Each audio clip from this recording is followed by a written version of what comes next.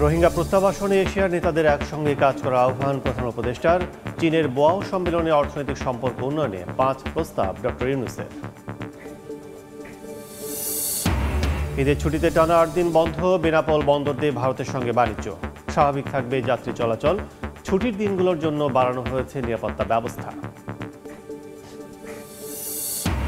শেষ মুহূর্তে চলছে ঈদ কেনাকাটা। জুতা জুয়েলারিতে বেশি ভিড়। খরচ মেটাতে ব্যাংকগুলোতে বাড়ছে টাকা তোলার চাপ। বাড়ানো হয়েছে বুথ সংখ্যা। আমি কি করব, কষ্ট অনেকবার পড়ে গেছি, পড়ে গেলি যেমন পা ফুলে গেছে। দারিদ্র্যের দুষ্ট চক্রের শিশুশ্রম, দুরন্ত শৈশব হারিয়ে যাচ্ছে কঠিন বাস্তবতায়। লোক দেখানো নীতিমালা ও আইন প্রয়োগের অভাবকে দুষছে সংস্কার কমিশন। এবং শরণার্থী ও আশ্রয়হীনদের গ্রিন কার্ডের আবেদন স্থগিত করেছে যুক্তরাষ্ট্র। হোমল্যান্ড সিকিউরিটির প্রজ্ঞাপন জারি। ভোট দিতে লাগবে মার্কিন নাগরিকত্বের প্রমাণ।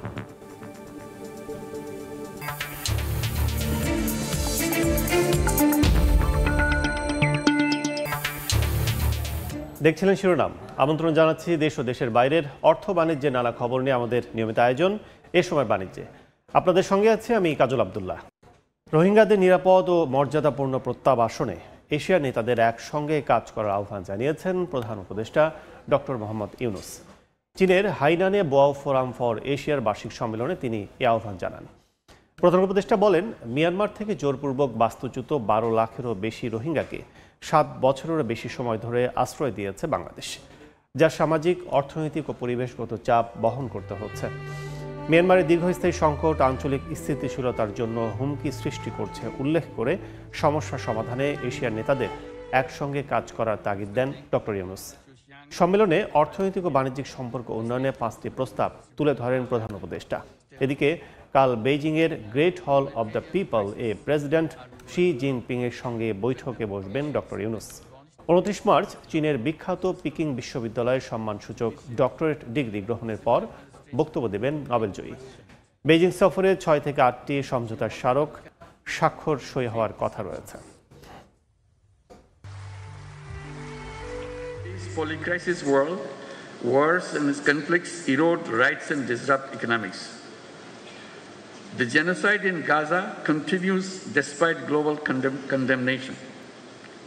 The crisis in Palestine is not just an Arab or a Muslim concern, it is a humanitarian issue. The continued tension in Ukraine is heavily tolling on our global supply chain. The protracted crisis in Myanmar threatens regional stability. For more than 7 years, Bangladesh has been hosting over 1.2 million forcibly displaced Rohingyas who are Myanmar nationals. We continue to bear significant social, economic, and environmental costs. The UN Secretary General recently visited the camps in solidarity. While global efforts are drastically shrinking but continuing, Asian leaders must come together to ensure their safe and dignified repatriation to their home country, Myanmar. বাংলাদেশের অবকাঠামো উন্নয়নে অন্যতম সহযোগী চীন। তবে দেশটি থেকে নেয়া ঋণের সুদহার বেশি ও পরিশোধ সময়সীমা তুলনামূলক কম। প্রধান উপদেষ্টা চীন সফরে সুদহার কমানো ও ঋণ পুনর্তফসিলের বিষয়ে দেশটির শীর্ষ পর্যায়ে আলোচনার পরামর্শ দিয়েছেন অর্থনীতিবিদরা। সফরে মোংলা বন্দর উন্নয়ন সহ মোট 8টি সমঝোতা স্মারক সই হতে পারে। ইয়ানুর সিফাতের রিপোর্ট। বাংলাদেশের বাণিজ্য, বিনিয়োগ ও অবকাঠামো উন্নয়নের অন্যতম প্রধান অংশীজন চীন। পদ্মা সেতুর রেল সংযোগ, কর্ণফুলী টানেল, শাহজালাল সার কারখানার মতো বড় বড় প্রকল্প বাস্তবায়নের সঙ্গে যুক্ত দেশটি। এবারে মংলা বন্দরে আধুনিকায়ন সহ আরও কিছু উন্নয়ন কর্মকাণ্ডের জন্য প্রধান উপদেষ্টার চীন সফরে 8টি সমঝোতা স্মারক সই হতে পারে। দেশটির সঙ্গে বাণিজ্য ও বিনিয়োগ বাড়ানোর ওপর জোর দিচ্ছেন এই অর্থনীতিবিদ। সবগুলো খাতেই কিন্তু আমার মনে হয় যে চীনের সঙ্গে সহযোগিতা বাড়ানোর অনেক সম্ভাবনা রয়েছে। এই সফরের মাধ্যমে যে সুযোগটা যদি আমরা গ্রহণ করতে পারি, তাহলে এতে আমাদের অর্থনৈতিক উন্নয়ন যেমন ত্বরান্বিত হবে, তেমনি এটা একই ক্ষেত্রে অন্যান্য দেশ থেকে বিদেশি বিনিয়োগকেও আকৃষ্ট করতে সক্ষম হবে। অবকাঠামো উন্নয়নের বড় সহযোগী চীনের দেয়া ঋণ অনুদানের প্রতিশ্রুতির স্থিতি দাঁড়িয়েছে $10.46 বিলিয়ন। বিপরীতে গেল অর্থ বছর পর্যন্ত ছাড় হয়েছে $7.33 বিলিয়ন। তবে ঋণের ক্ষেত্রে সুদের হার ও চার্জ বেশি এবং পরিশোধ সময় তুলনামূলক কম, তাই প্রধান উপদেষ্টার সফরে এ বিষয়ে আলোচনার উপর জোর দিচ্ছেন অর্থনীতিবিদরা। দু দেশের মধ্যে নেগোসিয়েশনের ব্যাপার, নেগোসিয়েট করে সামগ্রিকভাবে কিন্তু এটা করা সম্ভব। উন্নয়নমুখী বিভিন্ন যেসব কর্মকাণ্ড সেখানে তো আমাদের বৈদেশিক ঋণের দরকার, তো সেটাও আমরা হয়তো চীনের সাথে আলাপ আলোচনা করব এবং সেখানেও শর্তটা যাতে শিথিল থাকে সে ব্যাপারেও বাংলাদেশের একটা আগ্রহ থাকবে। তারা বলেন, বিদেশি ঋণের টাকায় প্রকল্প শুরুর আগে তা অর্থনৈতিকভাবে কতটা লাভজনক হবে সে বিষয়ে পুঙ্খানুপুঙ্খ বিশ্লেষণ করে নিতে হবে। ইয়ানুর শিফাত, সময় সংবাদ, ঢাকা। এ নিয়ে আলোচনার জন্য আমাদের সঙ্গে ভার্চুয়ালি যুক্ত আছেন সেন্টার ফর পলিসি ডায়ালগ সিপিডির গবেষণা পরিচালক ডক্টর খন্দকার গোলাম মোয়াজ্জেম। জনাব গোলাম মোয়াজ্জেম, আপনাকে স্বাগত জানাচ্ছি এ সময় বাণিজ্যে। ধন্যবাদ। আমরা একটু রিপোর্টটি দেখলাম একটু আগে, শুরুতে একটু জানতে চাই আপনার কাছে, সেটা হচ্ছে প্রধান উপদেষ্টার চীন সফরের গুরুত্ব কিভাবে দেখছেন আপনারা? যেহেতু চীন বাংলাদেশের অন্যতম বিনিয়োগ এবং বাণিজ্য উন্নয়ন সহযোগী, সুতরাং সেদিক থেকে চীনের সঙ্গে যে কোনো ধরনের উন্নয়ন আলোচনা শীর্ষ পর্যায়ে অবশ্যই আলাদা গুরুত্ব বহন করে। তো আমাদের প্রধান উপদেষ্টা মহোদয়ের এই শীর্ষ পর্যায়ে যোগাযোগটি আলাদাভাবে তাৎপর্যপূর্ণ। বলা যেতে পারে প্রথম যেটি একটি আমন্ত্রণের মাধ্যমে এই বৈঠকগুলো হচ্ছে, সফরটি হচ্ছে এবং বলা হয়েছে যে এই সফরে বিভিন্ন রকমের সামাজিক অর্থনৈতিক সম্পর্কে আলোচনা যদিও কোনো চুক্তি হবে না। আমার কাছে সেটি যৌক্তিক, হয়তো রাজনৈতিক সরকার আসা পর্যন্ত চীন হয়তো অপেক্ষা করবে, কিন্তু প্রক্রিয়াটি তারা শুরু করে দিয়ে যেতে চাচ্ছে এবং একই সাথে বিভিন্ন ধরনের সামাজিক এবং অন্যান্য ইস্যু, রোহিঙ্গা ইস্যু বা তিস্তার মতো ইস্যুগুলো কিন্তু এখানে গুরুত্ব পাবে। সুতরাং সেটাও আমাদের কাছে তাৎপর্যপূর্ণ মনে হয় এবং বৈশিষ্ট্যগত জায়গায় পূর্ববর্তী সরকারের সঙ্গে বিভিন্ন ক্ষেত্রে যে কিছু মনোমালিন্য সৃষ্টি হয়েছিল বাংলাদেশ চীন সম্পর্কের ক্ষেত্রে, বিশেষ করে তিস্তা অবকাঠামো নির্মাণ প্রকল্প বা অন্যান্য প্রকল্পের ক্ষেত্রে, সেই জায়গাটিতে হয়তো একটা গ্রহণযোগ্য ইতিবাচক সমাধান এবারের এই বৈঠকের মাধ্যমে পাওয়া যেতে পারে। সেক্ষেত্রে যদি বলেন যে আমাদের তো চীনের রপ্তানির সুযোগ খুব কম, যেহেতু আমরা আমদানি নির্ভর চীন থেকে বেশি, সেক্ষেত্রে এখানে ইকুইটি কিংবা সমতা কতটুকু সৃষ্টি করার সুযোগ আছে কি মনে করেন? দেখুন, চীনের সঙ্গে আমাদের আমরা যদিও বড়ভাবে আমদানি করি চীন থেকে, এবং সেটা প্রায় $23 বিলিয়ন মতো 2023 সালের তথ্য অনুযায়ী, এবং রপ্তানি করেছি সেই বছরে $1 বিলিয়ন। সুতরাং আমাদের বাণিজ্য ঘাটতি প্রায় $22 বিলিয়ন মতো। এটা সর্বোচ্চ বাণিজ্য ঘাটতি বলা যেতে পারে তুলনামূলকভাবে। কিন্তু এটাও মনে রাখা দরকার, যে ধরনের বাণিজ্য আমরা চীনের সঙ্গে করে থাকি এর উল্লেখযোগ্য অংশই হচ্ছে কাঁচামাল, মধ্যবর্তী পণ্য, মেশিনারিজ, ইলেকট্রনিক্স, যেটা আমাদের বিভিন্ন ধরনের শিল্প পণ্যে শিল্পায়নের জন্য গুরুত্বপূর্ণ অঙ্গ হিসেবে ব্যবহৃত হয়। সুতরাং বাণিজ্য ঘাটতিটি আমরা নেতিবাচকভাবে না দেখে আমরা বরঞ্চ মনে করি যে আমাদের শিল্পায়ন বা সামাজিক অর্থনৈতিক উন্নয়নের জন্য এর একটা ভূমিকা রয়েছে। তবে একই সাথে এটাও ঠিক যে অন্যান্য দেশের মতো বাংলাদেশেরও এখন সময় এসছে এই বাণিজ্য ঘাটতি কমিয়ে আনার লক্ষ্যে এই অর্থনৈতিক নেগোসিয়েশনগুলোকে জোরদার করা। এবং সেই আলোকে আমরা মনে করি যে আমাদের রপ্তানি বৃদ্ধির ক্ষেত্রে বড় যে চ্যালেঞ্জ চীনের ক্ষেত্রে, যদিও চীন আমাদের 100% শুল্কমুক্ত সুবিধা দিয়ে রেখেছে প্রায় 4700-র উপরে পণ্যে, কিন্তু মনে রাখা দরকার যে চীনের যে ডোমেস্টিক ভ্যালু অ্যাডিশনের যে শর্ত, সেই ডোমেস্টিক ভ্যালু অ্যাডিশনের শর্ত মানতে গিয়ে আমাদের রপ্তানি খুব বড় যে বেড়েছে তাই না, বাড়েনি। সাম্প্রতিককালে কিছুটা $1 বিলিয়ন উন্নীত হয়েছে, এটা ইতিবাচক, কিন্তু বিপুল পরিমাণ চীনের যে বড় বাজার, সেই বাজারের সাপেক্ষে এই পরিমাণ রপ্তানি যথেষ্ট নয়। যদিও চীন, আমরা যে ধরনের পণ্য অন্য বাজারগুলোতে রপ্তানি করি, ওই পণ্যগুলো অন্য দেশ থেকে সে আমদানি করে, সেক্ষেত্রে বাংলাদেশ চীনে যে রপ্তানি করতে পারছে না, তার একটা বড় দুর্বলতা হচ্ছে আমাদের মূল্য সংযোজনের যে ক্রাইটেরিয়া চীনের বাজারে রপ্তানির ক্ষেত্রে, যেটা প্রায় 30 থেকে 35%। এই ডোমেস্টিক ভ্যালু এডিশন ক্রাইটেরিয়া ক্রাইটেরিয়াটি যদি 20 থেকে 25% নামিয়ে আনা যায় এবং এবারের প্রধান উপদেষ্টা আলোচনায় যদি এই ভ্যালু এডিশন ক্রাইটেরিয়াকে আরো কিছুটা ফ্লেক্সিবল করার আলোচনা করা যায়, তাহলে চীনে আমাদের রপ্তানি বৃদ্ধির সুযোগ রয়েছে। একটি বিষয় বলছিলেন যে চীন সবচেয়ে বড় অংশীদার আমরা জানি, সেক্ষেত্রে যদি একটু বলেন যে এখানে সুদ হার তাদের বেশি বলা হচ্ছে এবং বলা হচ্ছে এটি পরিশোধের মেয়াদও কম থাকে, সেক্ষেত্রে কি উদ্যোগ নিতে পারে ডক্টর মোহাম্মদ ইউনূস?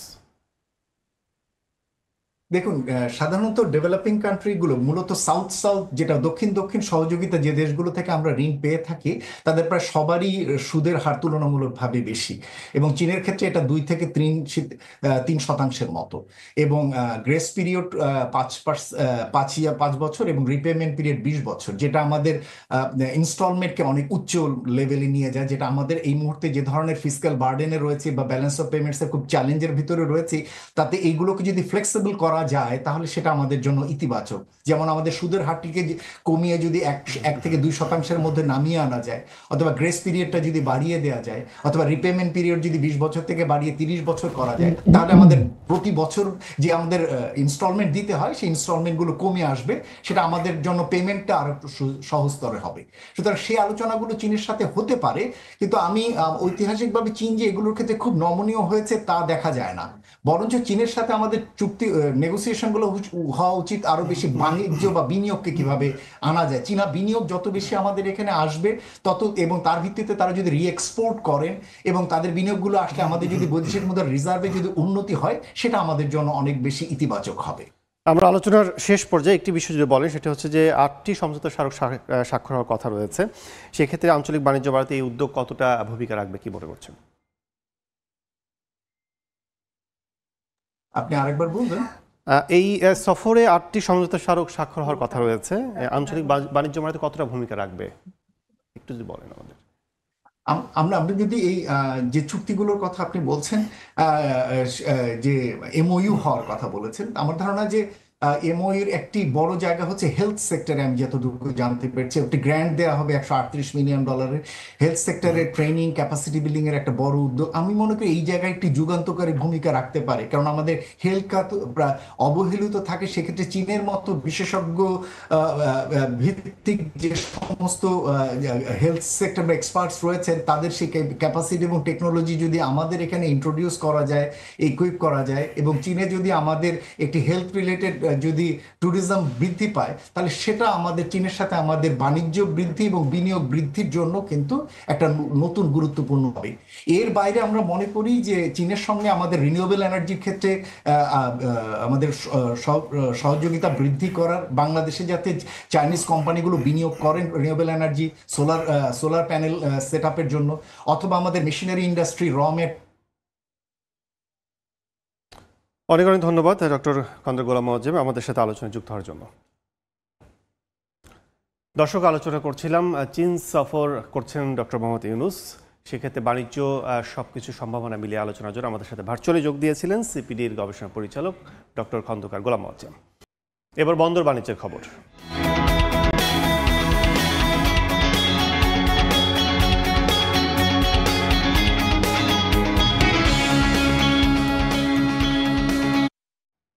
ঈদ উপলক্ষে বেনাপোল বন্দর দিয়ে ভারতের সঙ্গে 28 মার্চ থেকে 4 এপ্রিল পর্যন্ত 8 দিন বন্ধ থাকবে আমদানি রপ্তানি বাণিজ্য। বিস্তারিত জানাতে এই মুহূর্তে বেনাপোল বন্দরে আছেন সহকর্মী আজিজুল হক, সরাসরি যাচ্ছে তার কাছে। সড়কপথে ভারত বা বাংলাদেশের মধ্যে যে আমদানি বা রপ্তানি বাণিজ্য হয়ে থাকে তার 80% হয়ে থাকে এই বেনাপোল এবং ভারতের পেট্টাপোল বন্দর ব্যবহার করে। এবার ঈদ উপলক্ষে টানা 8 দিনের ছুটির কবলে পড়েছে কিন্তু এই বেনাপোল স্থল বন্দরের সাথে ভারত আমদানি এবং রপ্তানি বাণিজ্য। তবে এ পথে ঈদ উপলক্ষে টানা 8 দিন আমদানি এবং রপ্তানি বাণিজ্য বন্ধ থাকবে।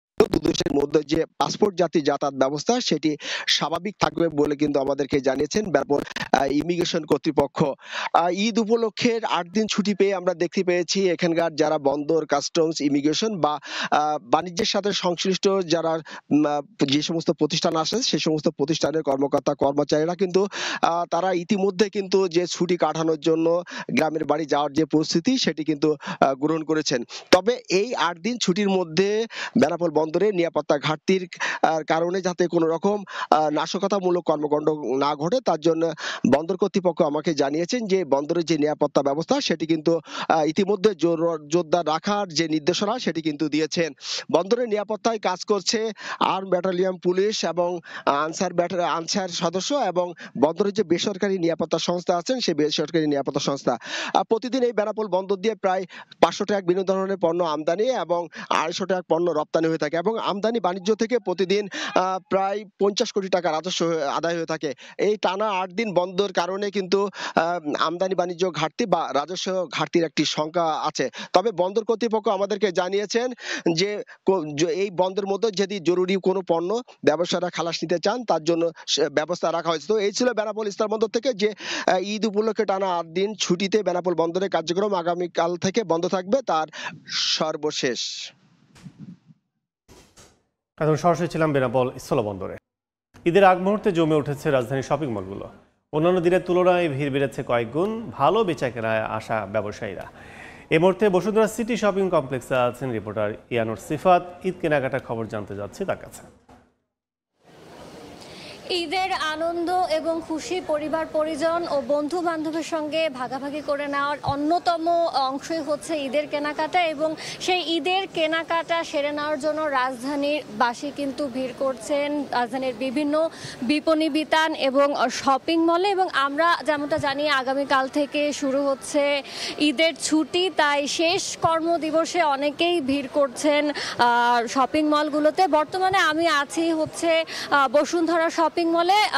এখন অনেক মানুষ মলটির ভেতরে ঢুকছেন, তবে এখনো তেমন একটা ভিড় লক্ষ্য করা যাচ্ছে না। তবে আশা করা যাচ্ছে যে এবং বিক্রেতারাও আশা করছেন যে দিন গড়ালে এই ভিড় বাড়বে, যেহেতু আজ অনেকটা শেষ কর্মদিবস। যারা হচ্ছে নারীর টানে ঢাকা ছাড়ছেন তারা হয়তো আজই শপিং সেরে নেবেন, শেষ মুহূর্তের শপিং সেরে নেবেন এই আশা করেই বিক্রেতারা আশা করছেন যে শেষ মুহূর্তের কেনাকাটা তারা আজকে ভিড় করবেন। এছাড়া আগামীকাল থেকে যেহেতু তারা চলে যাচ্ছেন সেহেতু আজকে ভিড় লক্ষ্য করা যাচ্ছে। এই ছিল ঢাকার বসুন্ধরা শপিং মল থেকে আমার কাছে সবশেষ সংবাদ। ঈদ কেনাকাটার খবর জানতে এতক্ষণ ছিলাম রাজধানী শপিং মলে। দেশে শিশু শ্রমিক যেমন বাড়ছে তেমনি বাড়ছে তাদের মানসিক ও স্বাস্থ্য ঝুঁকি। এই শ্রম নিরসনে এইচডিজি লক্ষ্যমাত্রা পূরণে ব্যর্থ হয়েছে বিগত সরকার। এমন তথ্য দিয়ে শ্রম সংস্কার কমিশন বলছে এটি বন্ধে প্রয়োজন আইনের প্রয়োগ ও পুঁজিবাদী মনোভাব দূর করা। বিস্তারিত চন্দ্রিমা চৌধুরীর প্রতিবেদনে, ছবি তুলেছেন আশরাফুল আলম। প্রচণ্ড উত্তাপে গলানো বিভিন্ন ধাতু ও রাসায়নিকের তীব্র গন্ধে যেখানে নিঃশ্বাস নেয়াই কঠিন, সেখানে 16 বছরের সবুজ প্রতিদিন কাজ করে 10 থেকে 12 ঘন্টা। ভয় তো লাগে একটু একটু, কিন্তু কি করব, ফ্যামিলিগত অভাব, এই জন্য করি।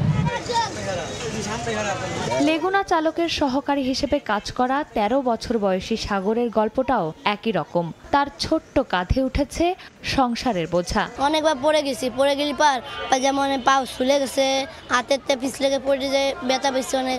বিবিএস এর পর্যবেক্ষণ, নজরদারি না থাকাতেই ঝুঁকিপূর্ণ কাজে বাড়ছে 7 থেকে 16 বছর বয়সী শিশুর সংখ্যা। বাংলাদেশ পরিসংখ্যান ব্যুরো 2022 সালের সর্বশেষ তথ্য অনুযায়ী দেশে কর্মজীবী শিশুর সংখ্যা প্রায় 35 লাখেরও বেশি, যার মধ্যে 11 লাখ শিশু রয়েছে নানান ধরনের ঝুঁকিপূর্ণ কাজের সাথে যুক্ত।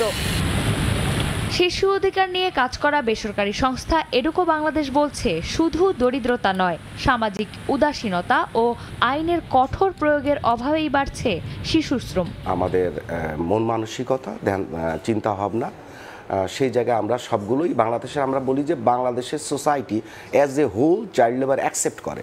এমন বাস্তবতায় শিশু শ্রম কমাতে অন্তর্বর্তী সরকারের ভাবনা তুলে ধরেন শ্রম সংস্কার কমিশনের সদস্য তাসলিমা আক্তার। আমাদের আকাঙ্ক্ষা হচ্ছে যে আমরা আসলে শিশু শ্রম চাই না এবং ঝুঁকিপূর্ণ কাজ কি সেই কাজগুলোর একটা তালিকা করা, সেই কাজগুলোর মধ্যে সেই শ্রমিকরা, শিশু শ্রমিক বা কিশোর শ্রমিকরা যুক্ত হচ্ছেন কিনা। শিশু অধিকার নিয়ে কাজ করা সংগঠনগুলো বলছে, অনিশ্চিত ভবিষ্যতের হাতছানিতে স্বপ্নহীন জীবনে শ্রমজীবী শিশুদের শৈশব আটকে গেছে নানা সংকটে। একের পর এক প্রকল্প এলেও তাই বদলায়নি তাদের ভাগ্য। চন্দ্রিমা চৌধুরী, সময় সংবাদ, ঢাকা। ভালো মানের পোনার সংকটে মৌসুমের শুরুতে দুশ্চিন্তায় খুলনা অঞ্চলের চিংড়ি চাষিরা। ভাইরাস মুক্ত পোনা না পাওয়ায় আর্থিক ক্ষতির মুখে তারা। দেশের 3টি এসপিএফ হ্যাচারির একটি খুলনায় থাকলেও তা এ অঞ্চলের চাষিদের পোনার চাহিদা পূরণে যথেষ্ট নয়। লসের পরে লস থাকে, চালান ওঠে না কিন্তু। তবে প্রযুক্তির মাধ্যমে আধুনিক পদ্ধতি ব্যবহার বৃদ্ধিতে আগের তুলনায় রোগমুক্ত ও ভালো পোনা উৎপাদন হচ্ছে বলে দাবি হ্যাচারি মালিকদের। চাষিরা যে মোটামুটি ভাবে আগের থেকে অনেক উপকৃত হচ্ছে, আশাবাদী আরো সামনে আরো ভালো করবে। আর মৎস্য অধিদপ্তর বলছে নতুন উদ্যোক্তা সৃষ্টির মাধ্যমে এ অঞ্চলে এসপিএফ হ্যাচারির সংখ্যা বাড়ানোর চেষ্টা করা হচ্ছে। উদ্যোক্তা সৃষ্টির চেষ্টা করছি যেন প্রাইভেট পর্যায়ে আমাদের হ্যাচারি আরো উৎপাদন করতে পারে। সবশেষ মৌসুমে খুলনা, বাগেরহাট ও সাতক্ষীরায় 1,03,747 মেট্রিক টন গলদা ও বাগদা চিংড়ি উৎপাদন হয়েছিল। আব্দুল্লাহ আল মামুন রুবেল, সময় সংবাদ, খুলনা।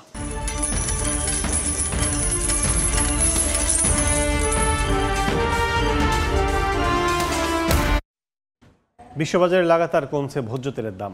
মার্কিন যুক্তরাষ্ট্র সহ বিশ্বের অন্যান্য দেশে চাহিদা কমে যাওয়ার কারণ বলছেন বিশ্লেষকরা। বিশ্ববাজারে লাগাতার কমছে সয়াবিন বীজের দাম। সপ্তাহ ব্যবধানে প্রায় 1% কমে প্রতি বুশেল সয়াবিন বীজ বর্তমানে বিক্রি হচ্ছে $10.04। সানফ্লাওয়ারও রয়েছে নিম্নমুখী প্রবণতায়। মাস ব্যবধানে প্রায় 4% কমে প্রতি মেট্রিক টন বেচাকেনা হচ্ছে $1,324.40। 5.5% বেশি দাম কমে বর্তমানে প্রতি মেট্রিক টন পাম অয়েল বিক্রি হচ্ছে $946। ক্যানোলার দামও কমতির দিকে। এক মাসে 7.35% কমে প্রতি মেট্রিক টন বিক্রি হচ্ছে $392। কামরুল হাসান সবুজ, সময় সংবাদ। শরণার্থী ও আশ্রয়হীনদের জন্য গ্রিন কার্ডের আবেদন স্থগিত করেছে যুক্তরাষ্ট্র। দেশটির হোমল্যান্ড সিকিউরিটি বিভাগ এক প্রজ্ঞাপনে একথা জানিয়েছে। এমন সিদ্ধান্ত যুদ্ধ বিধ্বস্ত সংঘাতপূর্ণ দেশ থেকে পালিয়ে আসা ব্যক্তিদের অনিশ্চয়তার মধ্যে ফেলেছে। ট্রাম্প প্রশাসনের দাবি, এতে প্রতারণা বন্ধ এবং জাতীয় ও জননিরাপত্তা ব্যবস্থা আরও জোরদার হবে। স্থানীয় সময় মঙ্গলবার প্রেসিডেন্ট ডোনাল্ড ট্রাম্প নতুন একটি নির্বাহী আদেশে সই করেছেন। এতে বলা হয়েছে, এখন থেকে ভোট দেওয়ার ক্ষেত্রে নাগরিকত্বের প্রমাণ দিতে হবে মার্কিন নাগরিকদের।